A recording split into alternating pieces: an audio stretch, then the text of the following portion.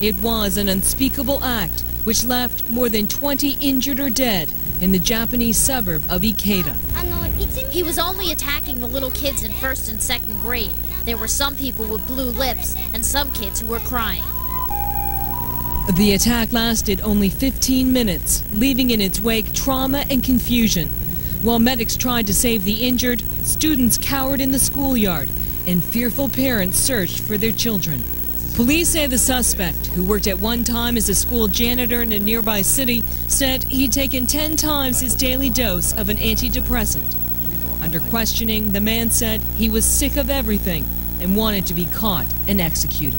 A somber Japanese education minister told reporters it should never happen again. Schools must be more vigilant. This attack has unnerved the nation, one where harrowing scenes of school violence are rare.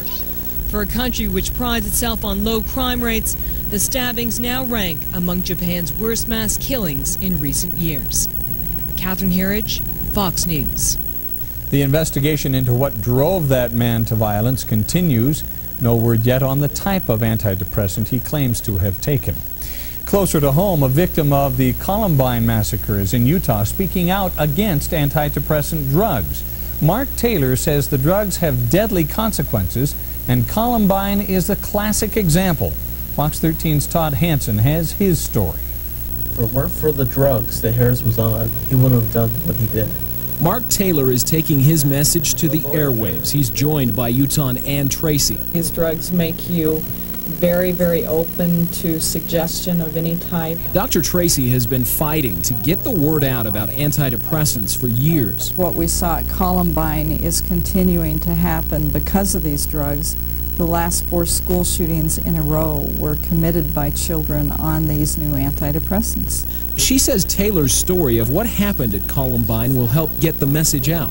The first bullet was in the leg, and then I looked over and later saw them shoot Rachel Scott, and then they run down the stairs and shot, and that's Kirkland came back up the stairs, shot me. Taylor was hit 6 times in the chest. He says Eric Harris, one of the Columbine killers, was taking the drug Luvox. Columbine victims are now suing the drug manufacturer. Causing these people like Harris and Cleveland to go on rampages like animals and killing people. Tracy has been an expert witness in many murder-suicide cases, including the Phil Hartman case. She says drugs like Prozac, Zoloft, Paxil, and Luvox can create psychotic and very violent episodes in patients. What these drugs do in the brain by increasing serotonin and decreasing the body's ability to metabolize the serotonin produces indescribable violence. She's not surprised the suspect in the stabbing in Japan was on medication. I would expect the antidepressant drugs. Mark Taylor says people need to know everything that contributed to that horrible day at Columbine High. My healing will come when the truth is all out. And I'm sure it will be for the rest of the victims. In Salt Lake County, Todd Hansen, Fox 13 News, Utah. Just yesterday, a jury awarded an $8 million verdict against the maker of the antidepressant Paxil. In that case, a man on Paxil killed his wife, their daughter, granddaughter, and then himself.